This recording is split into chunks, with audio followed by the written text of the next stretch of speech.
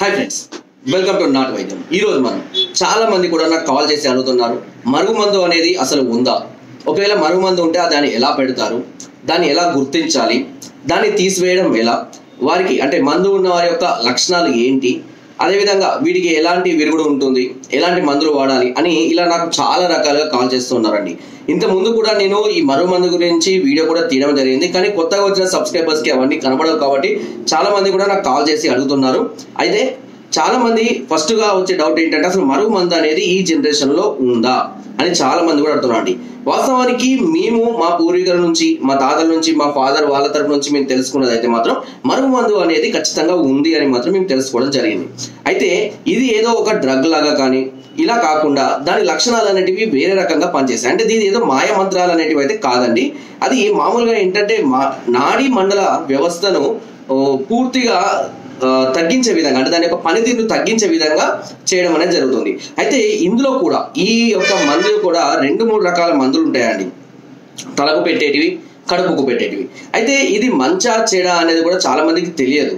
ఏంటంటే నా మాట వినడం లేదు, లేదా భార్య మాట వింటున్నాడనో, లేదంటే వాళ్ళ అమ్మ నాన్న మాట వింటున్నాడనో మెయిన్గా వచ్చే కాల్స్లలో ఎక్కువగా ఇవే కాల్స్ వస్తాయి. వాళ్ళ భార్యలు కానీ ఫోన్ చేస్తుంటారు, మా ఆయనకు మందు పెట్టారండి అంటారు, ఏం లక్షణాలు ఉన్నాయంటారు, నా మాట వింటలేడు అంటారు. సో మీ మాట వినంత మాత్రాన లక్షణాలు ఉన్నట్టు కాదు, మందు పెట్టినట్టు కాదు. లేదా బయట అమ్మాయికి అలవాటు పడ్డాడు, బయట వాళ్ళకి తిరుగుతున్నాడు, అది కొంతమందికి సహజ స్వభావం ఉండి ఉండవచ్చు. దానికి కూడా మందు పెట్టామని అనుకోవడానికి అవకాశం అనేది లేదు. ఎలా ఉండే లక్షణాలు నేను కూడా చెప్తాను, కానీ చాలా మందికి ఉండే డౌట్స్. కొంతమంది కాల్ చేస్తారు, వాళ్ళ అమ్మ నాన్న చెప్పిన మాటలు వింటున్నారండి, మా మాట వినడం లేదండి అని అంటారు. సో భార్యకు అమ్మ నాన్న మాటలు వినడము అనేది కొంతమంది మగవాళ్ళకు అలవాటు ఉంటుంది. కొంతమంది పెద్దవాళ్ళకు మర్యాద ఇస్తారు, గౌరవం ఇస్తారు, వాళ్ళ మాటకు వాల్యూ ఇస్తారు. కాబట్టి అయినంత మాత్రాన మందు ఉంది అని అనుకోవడానికి ఏ పేరెంట్స్ కూడా ఏ కొడుకులకు కానీ పిల్లలకు కానీ మందు పెట్టే అవకాశాలు చాలా అరుదుగా ఉంటుంది. 100లో 0.5% కూడా నేను యాక్సెప్ట్ చేయని ఈ విషయంలో ఎవరి పిల్లలకు అది పెట్టారు. ఎందుకంటే అది మంచి చేస్తుందో చెడు చేస్తుందో కూడా చాలా మంది ఎవరు చెప్పలేరు. అండ్ ఇంకో కొంత అంటారు, సార్ మా అబ్బాయికి మందు పెట్టారు, మొత్తం పెళ్ళ మాటనే వింటున్నాడు, లేదా వాళ్ళ అత్తగారు చెప్పిన మాటనే వింటున్నాడు, మా మాటలు అంటే పెళ్లి కాకముందు మాతో మంచిగా ఉండేవాడు, పెళ్ళైన తర్వాత మాతో బాగుండడం లేదు అని కొంతమంది నాకు కాల్ చేస్తుంటారు. సో ఇది కూడా మందు లక్షణం ఖచ్చితంగా చెప్పారు. ఎందుకంటే వాళ్ళ స్వభావం అది కావచ్చు. భార్యతో మంచిగా ఉండకపోతే ఇంట్లో ఏదైనా ఇబ్బందులు వస్తున్నాయని కానీ, లేదా భార్య లేదంటే ఇబ్బంది పెడుతుందేమో అని కానీ, లేదా ఏదైనా వేరే కారణాల వల్ల కూడా కొంతమంది మగవాళ్ళు వాళ్ళ భార్యతోటి కానీ, భార్య సంబంధించినటువంటి బంధువులతో కానీ కొంత ప్రేమగా ఉండవచ్చు. కొంతమందికి అలా సారీ అండి ఇలా అయ్యే అవకాశాలు కూడా లేకపోలేదు. అయితే అయినంత మాత్రాన మందు ఉందని అనుకోవడానికి అవకాశం కూడా లేదు. ఇంకో కొంతమంది చేస్తారు, మొత్తం బయట అమ్మాయిలతో తిరుగుతున్నాడండి, ఇంట్లో మమ్మల్ని పట్టించుకోవడం లేదు, పిల్లల్ని పట్టించుకోవడం లేదు, అసలు మాకు ఏం తిండి పెట్టడం లేదు, అసలు మా జోలికే రావడం లేదు, బయట ఎవరో అమ్మాయికి మరిగాడు, సో మాతో సరిగ్గా సంసారం కూడా చేయడం లేదు. ఇది కొంతమందికి బయట తిరగాలనే అవకాశం అంటే అనే ఆలోచనలు చాలా మందిలో ఉంటాయి. కొంతమంది మగవాళ్ళు కేవలం భార్యతో కాకుండా బయట కూడా ఎఫ్ఐఆర్స్ పెట్టుకునే వాళ్ళు చాలా మంది ఉన్నారు. అది వాళ్ళ ఆలోచన తీరు తప్పించి అది కూడా మందు అని, అంటే ఎవరో అమ్మాయి మందు పెట్టేంత మాత్రాన వెళ్ళారు అని అనుకోవడానికి అవకాశం లేదు. ఇలా చాలా రకాలుగా మాట వినడం లేదు అని ఒక కాన్సెప్ట్ మాత్రమే తీసుకొని భార్య మాట వినడం లేదనో, భర్త మాట వినడం లేదనో, తల్లిదండ్రుల మాటలు వినడం లేదనో, అత్తమామ మాట వినడం లేదనో, బయట అమ్మాయితో తిరుగుతున్నారనో, ఇలా చాలా రకాలైనటువంటి ఏదో ఒక ఆలోచనతోటి ఎవరినైనా కలవగానే ఇలా మా హస్బెండ్ ఇలా చేస్తున్నాడు, లేదంటే మా వాళ్ళు ఇలా చేస్తున్నాడు అని చెప్పగానే మీ వాడికి ఏదైనా మందు పెట్టారు కావచ్చు అని చాలా మంది చెప్తుంటారు. ఇది ఒక అనుమానాన్ని అనే ఒక బీజాన్ని వాళ్ళ మైండ్లో నాటుతారు. సో తర్వాత వాళ్ళు ఏ పని చేసినా కూడా ఇదే విధంగా అనిపిస్తుంటుంది, మందే పెట్టిలు కావచ్చు అంటారు. కొంతమంది బయటికి వెళ్తారు, ఆ పూజారులకు లేకపోతే ఎవరినో సన్యాసులను ఎవరినో వెళ్తారు, మీ వాడికి మందు ఉందండి, ఈ మందు పెట్టిళ్ళు ఎవరో, ఈ మందు కూడా ఇప్పటిదాకా కొన్ని సంవత్సరాల క్రితం పెట్టిళ్ళు, ఈ మందు పెట్టడం వల్లనే ఇట్లా తయారైండు అని అంటారు. ఇవన్నీ కూడా మనం ఆలోచిస్తే ఏది కూడా వాస్తవాలు కావు వాస్తవానికి. ఎందుకంటే మందు అనేది పెట్టే వాళ్ళు చాలా అరుదుగా ఉన్నారు ఇప్పుడు ఈ జనరేషన్లో. ప్రతి ఒక్కరికి సిటీలో ఉన్న వాళ్ళకు, పల్లెటూరు వాళ్ళకు అందరికీ మందు దొరికే అవకాశాలు లేవండి. మందు దొరకడం అనేది మామూలు విషయం కాదు, అది తయారు చేయాలంటే మామూలు విషయం కాదు, అది పెట్టిన తర్వాత దాన్ని మళ్ళీ మనిషి మామూలుగా ఉండడం అనేది కూడా అసలు పాసిబుల్ కాదు. దీని లక్షణాలు ఎలా ఉంటాయి ఇప్పుడు నేను చెప్పినవన్నీ పక్కకు పెట్టేసేయండి. సో ఇంట్లో పట్టించుకోవడం లేదు, మాట వినడం లేదు, ఇవన్నీ వాళ్ళ మెంటల్ సంబంధించిందే. ఖచ్చితంగా చెప్పిన మాట వినాలని ఏముందండి, ఏమీ లేదు, అట్లా చేయాలని ఏం లేదు, ఎవరి ఇష్టాలు వాళ్ళవి. ఎవరి ఆలోచనలు వాళ్ళవి, ఎవరి స్వతంత్రం వాళ్ళది. అది కూడా మనం దాన్ని ఏది కూడా మందు అని అనుకోవడానికి అవసరం లేదు.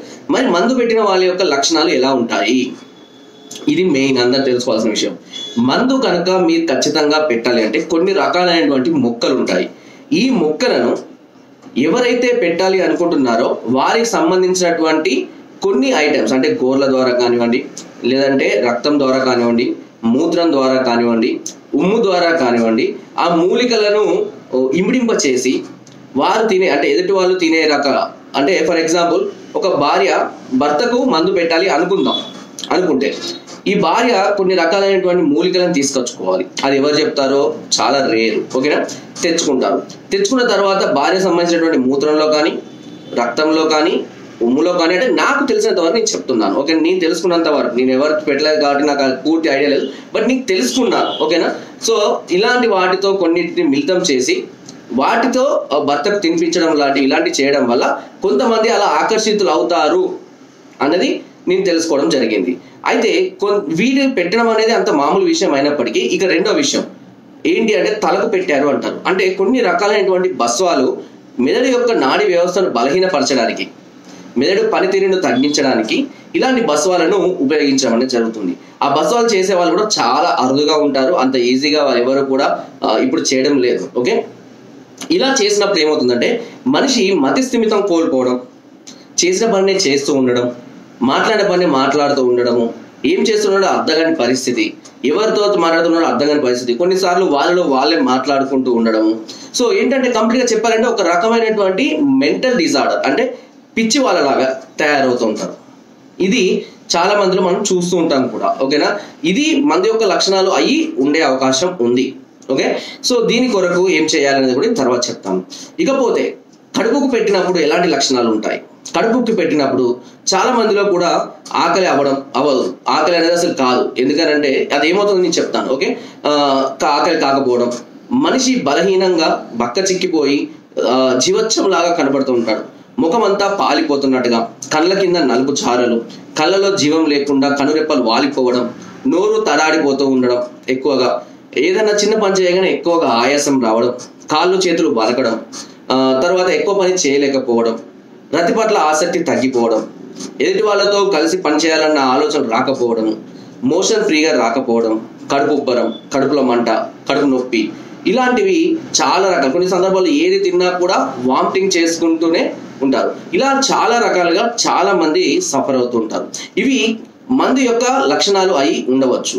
సో ఏం చేస్తుంది మందు అనేది చాలా మంది ఏం చేస్తుంటారంటే, సార్ మేము పోయి కక్కపోసుకున్నాము, మాకు అదేదో నల్ల పడ్డాయని చూపించిళ్ళు, దీంతో మందు పోయిందన్నాం, కానీ ప్రాబ్లం తగ్గలేదు. మరి మందు పోయిన తర్వాత ప్రాబ్లం తగ్గలేదు కదా, ఎందుకు తగ్గలేదు? వాస్తవానికి మనం ఏది తిన్నా కూడా అది కడుపులో ఉండే అవకాశం అనేది లేదండి. మన డైజెషన్ సిస్టమే అలాంటిది. మీరు ఇవాళ 5 రూపీస్ కాయిన్ తిన్నారనుకోండి, మింగారే అనుకోండి, లేదంటే చింతగింజనో ఏదో గింజ మింగారు అనుకోండి, అది ఖచ్చితంగా 2 or 3 daysలో మోషన్ ద్వారా బయటికి వెళ్ళిపోవాల్సిందే. మీరు 5 రూపాయల కాయిన్ తిన్నా కానీ అది జీర్ణ వ్యవస్థ నుంచి బయటికి రావాల్సిందే. అయితే మరి మందు మాత్రం అక్కడ ఎట్లా ఉంటుంది, గడ్డలాగా ఎలా ఉంటుంది? అది కక్కినప్పుడు ఆ గడ్డ అనేది బయటికి ఎలా వస్తుంది? అది కరెక్ట్ కాదండి. నాకు తెలిసినంత వరకు అది కరెక్ట్ కాదు. నేను తెలుసుకున్న దాని ప్రకారం ఇప్పుడు మనం ఏదైతే ఈ మందు యొక్క ఏదైతే మనం జీర్ణాంతరం అంటే నోటి ద్వారా తీసుకోవడం జరుగుతుందో అది ఏం చేస్తుందంటే కొన్ని రకాలైనటువంటి రసాయనాల ద్వారా తయారు చేస్తాం కాబట్టి అవి శరీరంలో ఒక రకమైనటువంటి అంటే జీర్ణ వ్యవస్థలో పేగులతో ఎక్కడి వరకు అయితే అది వెళ్తుందో, అంటే పైనుంచి కిందాకి ఎక్కడి వరకు అయితే ఇది జర్నీ చేస్తుందో మనం తిన్న ఐటమ్ అనేది, అది ఒక పొర లాంటి దాన్ని ఏర్పాటు చేస్తుంది. సో ఇప్పుడు ఫర్ ఎగ్జాంపుల్ ఎవరికైనా ఎసిడిటీ ఉందనుకోండి, వాళ్ళు ఏం చేస్తారు, మీరు ప్యాంటోప్రోజోల్ కానీ, ఎస్మోప్రోజోల్ కానీ, ఓజోప్రోజోల్ కానీ ఏదో ఒకటి వేసుకోండి అని చెప్తుంటారు. ఏమవుతుంది ఇది అంటే పరికడున టాబ్లెట్ వేసుకోవడం వల్ల అది జీర్ణ వ్యవస్థలో ఒక కెమికల్ తో సంబంధించిన ఒక పొరను ఏర్పాటు చేసి అసిడిటీ అనేది రిఫ్లెక్స్ అనేది ఎక్కువగా కాకుండా తక్కువ చేయడానికి ఆ పొర అనేది ఉపయోగపడుతుంది. అదే విధంగా ఈ మందు కూడా ఏమవుతుందంటే శరీరంలో జీర్ణాశయంలో ఒక పొరలాగా ఏర్పాటు చేస్తుంది. ఈ పొరలాగా ఏర్పాటు అయిపోయి ఇది ఏం చేస్తుందంటే యాసిడ్స్ రిలీజ్ కాకపోతే ఏమవుతుంది, డైజెషన్ సిస్టమ్ అనేది దెబ్బతింటుంది. సో అంటే మామూలుగా జీర్ణం అనేది కాదు. జీర్ణం కాకపోతే ఏమవుతుంది, ఆకలి అనేది కాదు. ఆకలి కాకపోతే ఏమవుతుంది, మనకు ఎనర్జీ అనేది జనరేట్ కాదు. ఎందుకంటే తిన్నది డైజెషన్ అయితేనే కదా మనకి ఎనర్జీ వచ్చేది. సో మనిషి జీర్ణం అనేది కాదు, సో ఎనర్జీ జనరేట్ కాదు. మోషన్ ఫ్రీ అవుతుందా, మన డైజెషన్ కానప్పుడు ఫ్రీగా మోషన్ రాదు. సో తిన్నదాంతో లోపల ఉండిపోయేసరికి ఏమవుతుంది, అదే అంతా కుళ్ళిపోయి ఒక రకమైనటువంటి బ్యాక్టీరియల్ ఇన్ఫెక్షన్స్ని తయారు చేసుకుంటుంది. సో తద్వారా కొద్దిగా జీర్ణం అయిపోయినప్పటికీ మనం తినే ఆహారాల వల్ల అక్కడ ఆ ప్రాంతం అంతా కూడా ఇన్ఫెక్షన్ అనేది తయారవుతుంది. దీనివల్ల అసిడిటీ లాగా, కడుపు ఉబ్బరం, కడుపు మంట, కడుపులో తిప్పుతున్నట్టు కావడం, కొన్ని సందర్భాల్లో డైజెషన్ కాకపోతే వామిటింగ్ ద్వారా బయటికి వచ్చేయడం ఇలా జరుగుతూ ఉంటుంది. ఇలా జరిగినప్పుడు మనిషికి ఏమవుతుంది, సరైనటువంటి విటమిన్స్, మినరల్స్ బాడీకి అందడం లేదు కాబట్టి బాడీ అంతా కూడా, ఫేస్ అంతా కూడా పాలిపోయినట్టుగా, బ్లడ్ సర్క్యులేషన్ తగ్గిపోయినట్టుగా ఇలా జరిగిపోవడం అవుతుంది. సో ఇవి దాని యొక్క లక్షణాలు అయి ఉండవచ్చు. సో ఇలా చాలా మంది కూడా మళ్ళీ నాకు కాల్ చేస్తారండి. ఏమని చేస్తారు చెప్పనా, సార్ నాకు కడుపులో మందు పెట్టింది సార్ అంటారు. అది కడుపులో మందా తెలియదు, నిజంగా వీళ్ళకు తినే పదార్థాల వల్ల ఎసిడిటీ కానీ, ఇన్ఫెక్షన్ కానీ, లేదంటే కడుపు ఉబ్బరం కానీ, ఓకేనా, ఇలాంటి గ్యాస్ ట్రబుల్ కానీ వచ్చే అవకాశాలు కూడా ఉండొచ్చు. వాళ్ళు దానికి కూడా మందు అనుకొని భయపడుతూ ఉంటారు. అయితే మీరు టెస్ట్ చేయించుకోవాలి. కొంతమందికి నాభి జరగవచ్చు, అంటే నాభి రిప్లేస్మెంట్ అవుతుందండి. కొంతమందికి నాభి నొప్పి అంటాం దాన్ని. ఇలా జరగడం వల్ల కూడా కడుపులో చాలా రకాలైనటువంటి ఇబ్బందులు వస్తుంటాయి. దాన్ని కూడా మందు పెట్టినాం అనుకుంటారు. ఏ చిన్న డిఫరెన్స్ ఈ జనరేషన్లో ఎలా ఉంది అని అంటే, చాలా మంది కూడా నాకు పల్లెటూరులో నుంచి చాలా మంది కాల్ చేస్తుంటారు లేడీస్. ఏ ఒక్క తేడా కనబడ్డా వాళ్ళకు ఆ మందు గురించి ఎవరైనా చెప్పగానే వెంటనే దాని ఆలోచనకు వచ్చేస్తారు. సో ఇలా అరే నా దగ్గరికి వచ్చి చూస్తారు, చెక్ చేస్తాం, మందు ఏమి ఉండదు కానీ ఏంటి ఎసిడిటీ ఉంటుంది. ఆ ఎసిడిటీ మందులు వెళ్ళగానే తగ్గిపోయింది, ఓకే మేము పోతాం సార్ అంటారు. ఓకే బాగానే ఉంది సార్, 1 month 2 months తర్వాత ఓకే సార్ బాగుంది అని అంటారు. అసలు అది మందే కాదు, అది ఎసిడిటీ వల్ల వచ్చినటువంటి సమస్య. కొన్ని రకాలైన టెస్టులలో కూడా ఈ ఎసిడిటీ అనేది కానీ ఏది ఎండోస్కోప్ వేసినా కూడా తెలియదు. సో ఎసిడిటీ ఉన్నప్పుడు ఎసిడిటీ ఏ టెస్ట్లో రాదు, ఏదైనా ఉంటే మనం తెలుసుకోవాలి తప్పించి. సో ఈ విధంగా వాళ్ళు మందు యొక్క లక్షణాలను తెలుసుకుంటూ ఉండొచ్చు మనం. ఇక ఈ మందు గురించి చాలా మందికి ఉన్నటువంటి ఆలోచనల 100లో 80% వాళ్ళు కేవలం ఆలోచన పరంగా స్ట్రాంగ్ అవుతున్నారో తప్పించి అది కరెక్టా కాదా అని తెలుసుకునే వాళ్ళు ఎవరు లేరు. అది 100%లో 20% మాత్రమే కొంతమందికి ఇలాంటి లక్షణాలు అయ్యాయి. 20 కూడా నేను చెప్పలేను, 10% మాత్రమే ఈ మందు కలిగి ఉండవచ్చు. అది కూడా ఎవరైనా పెద్దవాళ్ళు, ఏజ్డ్ వాళ్ళు, వాళ్ళకి తెలిసినటువంటి పనితీరు వల్ల. కొంతమంది ఉన్నారు, ఊర్లలో ఉన్నారు, ఇలాంటి వాళ్ళు లేరని మనం చెప్పడం లేదు. కొంతమంది కొన్ని పాత పుస్తకాలు లేదంటే కొన్ని యూట్యూబ్లలో కూడా చూసి, యూట్యూబ్లలో కూడా మనం మస్తు చూస్తున్నాం ఇప్పుడు. సో చాలా మంది కూడా చాలా రకాలు పెడతారు పెట్టుడు మందు ఎట్లా పెట్టాలని. నేను ఇప్పటి వరకు కూడా పెట్టుడు మందు గురించి ఒక్క వీడియో కూడా తీయలేదు నేను, ఎలా పెట్టాలి అని. ఎందుకంటే అది కరెక్ట్ కాదు. పెట్టుడు మందు అనేది ఎందుకు పెట్టాలి, అసలు ఎందుకు పెట్టాలి, మన మాట ఎందుకు వినాలని వాళ్ళు అనుకుంటున్నారు. ఒకవేళ పెట్టడం వల్ల ఏదైనా సైడ్ ఎఫెక్ట్స్ వస్తే మనిషి ప్రాణాలకే అపాయం. సో ఎప్పుడు కూడా ఇలాంటి వీడియోస్ని ఎవరు ఎంకరేజ్ చేయకండి, ఎవరు వాటిని ఫాలో కాకండి. మీరు ఏదో చేయాలనుకుంటే అది ఏదో అయిందనుకోండి, మొదటికే మోసం జరుగుతుంది. నేను చాలా వీడియోస్లలో చూసాను, వశీకరణం చేస్తామని, పెట్టుడు మందు పెడతాం మాకు ఫోన్ చేయండి అని, వశీకరణం చేస్తాం మాకు ఫోన్ చేయండి అని, ఇలా చాలా అడ్వర్టైజ్మెంట్స్ వస్తున్నాయి. బట్ ఎవ్వరు కూడా నమ్మద్దు. దానివల్ల మీకు, మీ ప్రాణాలకు, లేదా మీరు పెట్టబోయే వాళ్ళ ప్రాణాలకు కూడా ఏదైనా ఆపదలు ఉండవచ్చు. కాబట్టి దయచేసి ఎవ్వరు కూడా యూట్యూబ్ ఛానల్ చూసి, వాడు ఎవడో ఇదివరకు యూట్యూబ్ ఛానల్ చూసి ఆపరేషన్ చేసి ఫెయిల్ అయిందంట, తెలుసా మీకు? అలాంటి ఏమి చేయకండి. ఫస్ట్ మీరు మీకు సమస్యలు ఉంటే పరిష్కరించుకునే ప్రయత్నమే చేయండి. ఖచ్చితంగా మందు ఉంది, ఈ లక్షణాలు అన్నీ ఉంటే మరి దాన్ని మనం ఎలా నిరూపించుకోవాలి అంటే, మందును గుర్తించడం ఎలా అనేది ఖచ్చితంగా తెలుసుకోవాలి. నేను ఇవన్నీ ఎందుకు క్లియర్గా చెప్తున్నాను అని అంటే, మీకు చెప్పొచ్చు ఇలా వేసుకోండి డైరెక్ట్గా మీకు తెలిసిపోతుంది, ఇవి వాడండి డైరెక్ట్ అయిపోతుంది అని నేను చెప్పొచ్చు. కానీ దీనివల్ల ఏంటంటే చాలా మంది మైండ్ పరంగా వాళ్ళ యొక్క ఆలోచనల్ని మార్చుకోలేకపోతున్నారు. సో ఇంత క్లియర్ నేను చెప్పడానికి కారణం ఏంటంటే, అట్లీస్ట్ కొంతమంది అయినా మీకున్నటువంటి ఈ మందు యొక్క నెగిటివ్ ఆలోచనల నుంచి బయటకు వస్తారు అనే ఒకే ఒక ఆలోచనతోటి నేను ఇంత క్లియర్గా డీటెయిల్గా ఎగ్జాంపుల్స్ చెప్పుకుంటూ చేస్తున్నాను. ఓకేనా? ఎందుకంటే నాకు వచ్చే కాల్స్లో చాలా మంది ఫస్ట్ వాళ్ళకి చెప్పేదంటే వాళ్ళ ప్రాబ్లమ్స్ అన్నీ చెప్పుకుంటూ వస్తారు.